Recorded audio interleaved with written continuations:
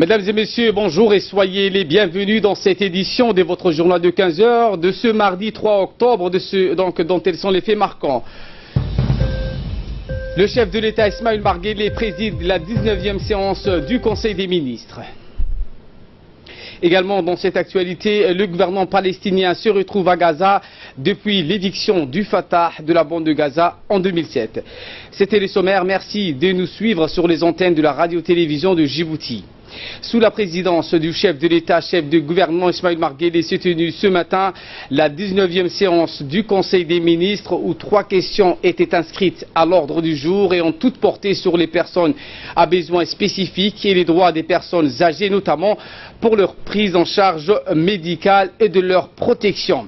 La première question donc est relative à un projet de loi à la promotion et à la protection des droits des personnes à besoins spéciaux dans le but d'assurer une protection et donc intégration spéciale des personnes à besoins spéciaux en tant que citoyens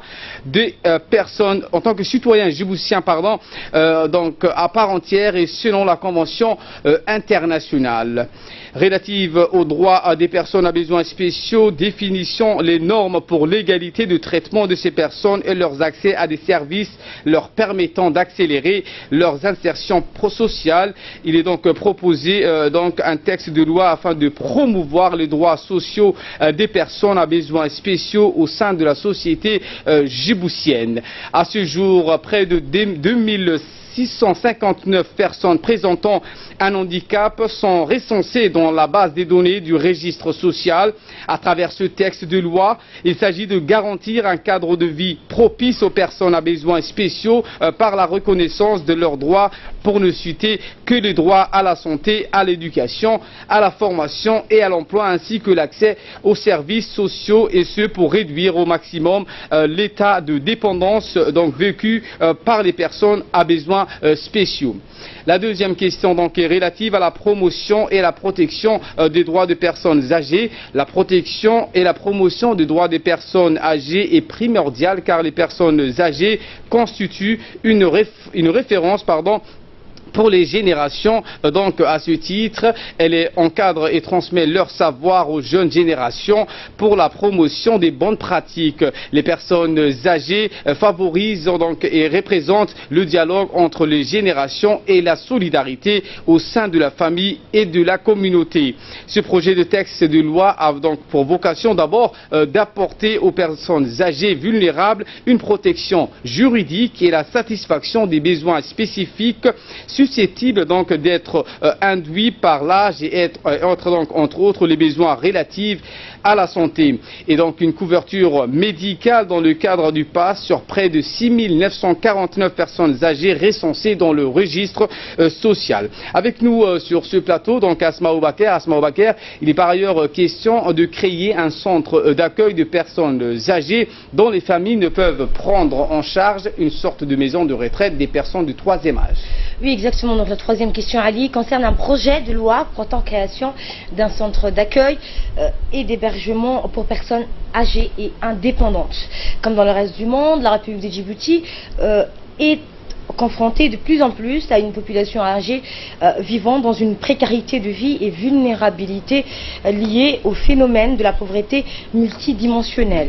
Même dépendantes, les personnes âgées doivent continuer à exercer leurs droits et leurs devoirs, leur liberté de citoyens au sein de notre nation.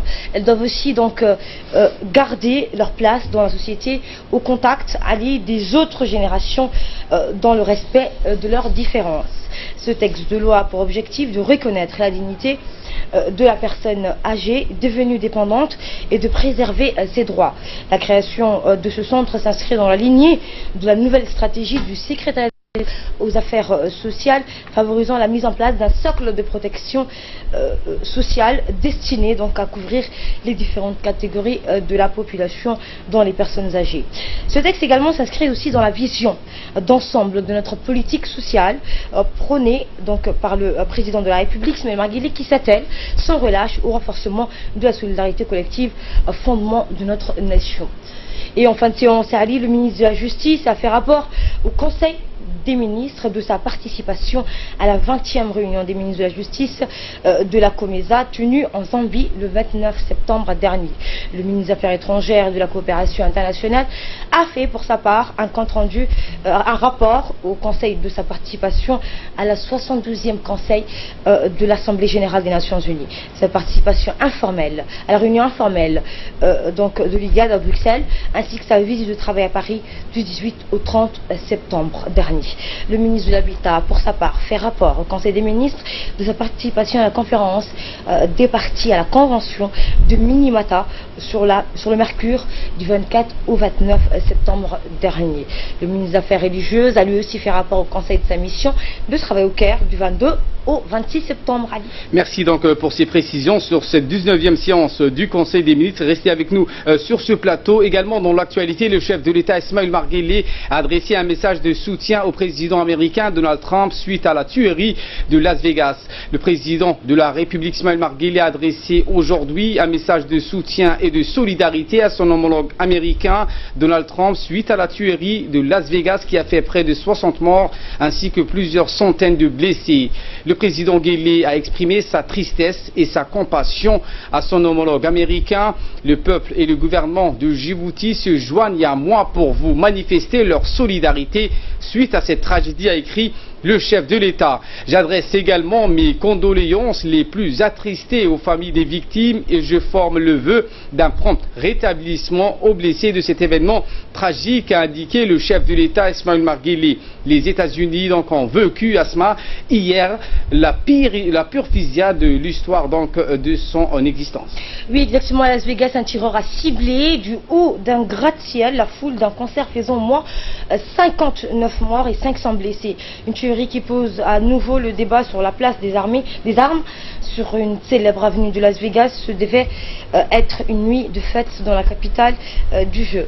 Cette fête a viré à la terreur lorsqu'un homme de 64 ans a tiré dans la foule depuis sa chambre du 32e étage de l'hôtel Mandalay Bay, voisin du lieu donc du concert où quelques 22 000 personnes s'étaient rassemblées pour le concert, soit armé. Cet Américain blanc de 64 ans, Stéphane Grec à Paddock, au profit donc banal, a sémé l'effroi et la mort.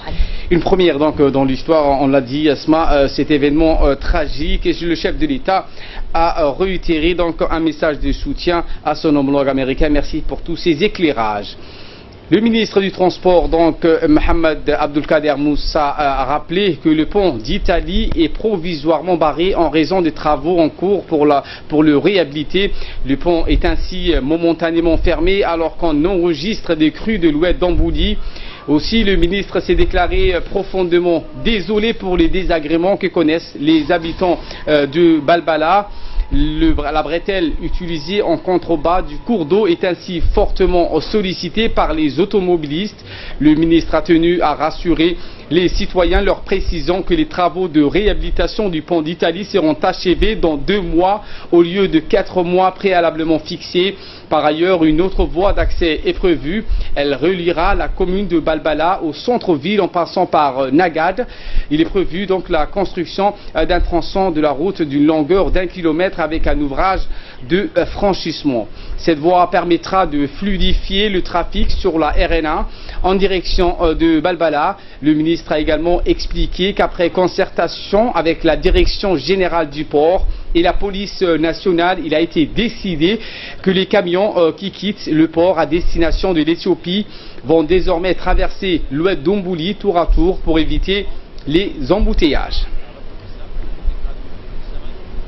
Des parlementaires donc en outre voulu constater de visu les désagréments observés pour franchir l'oued d'Ambouli en cette période de crue. Ils ont effectué un déplacement sur le terrain et se sont rendus à proximité du pont d'Italie qui est pour l'heure fermé à la circulation.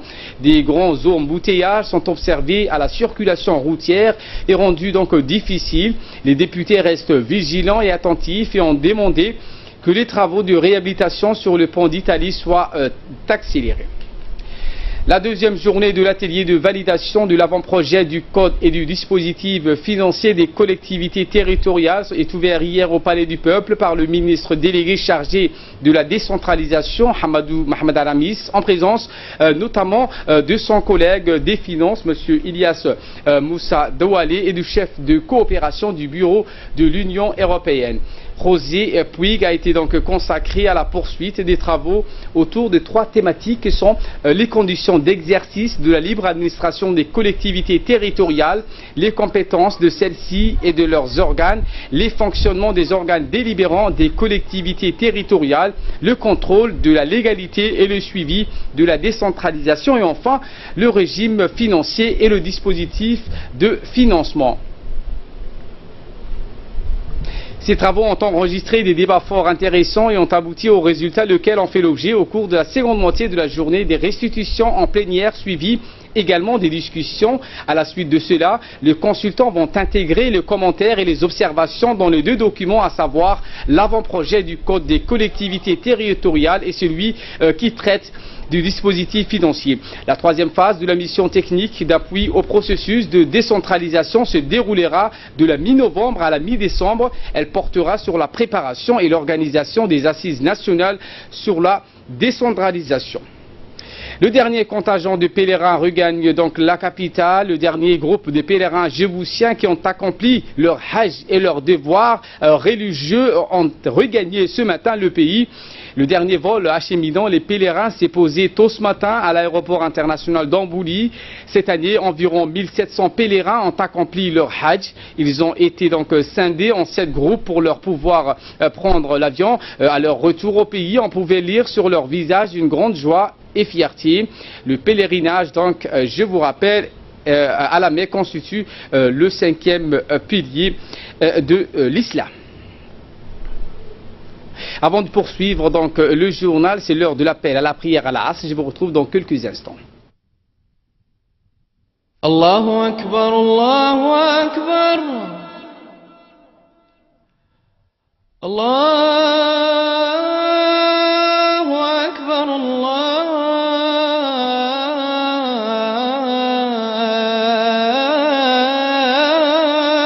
Akbar.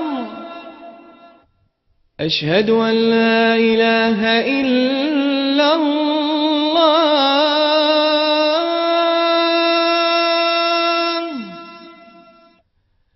أشهد أن لا إله إلا الله.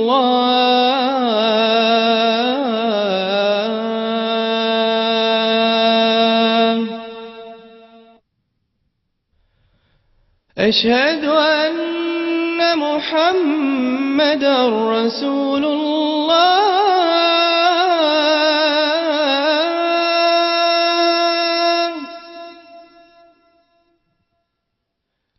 أشهد أن محمدا رسول الله.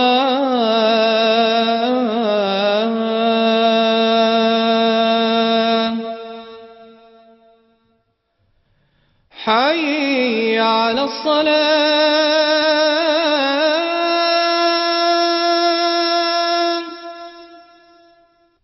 حي على الصلاة.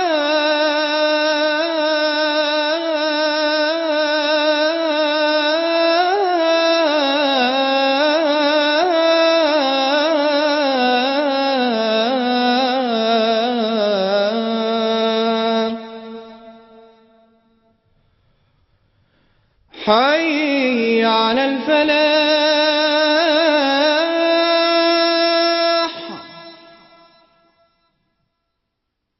حي على الفلاح.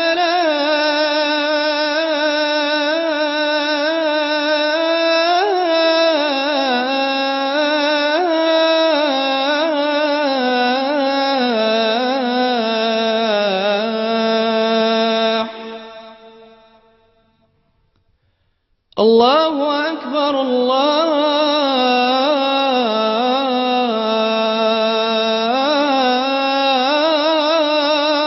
أكبر. لا إله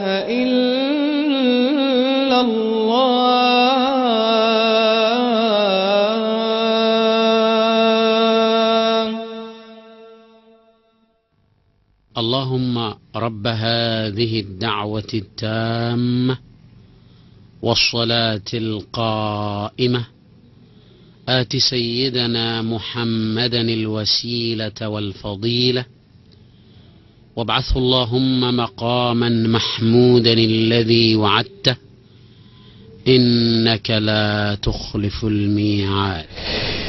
Et de là, nous passons aux nouvelles à travers le monde, vers la fin peut-être des clivages politiques entre les deux mouvements palestiniens, le Fatah et le Hamas. Le gouvernement palestinien s'est réuni aujourd'hui à Gaza, une première depuis 2006, après la victoire du Hamas aux élections générales. Samatar, donc, pour nous expliquer qu'est-ce qui s'est passé, pourquoi ce mouvement s'est scindé donc en deux parties.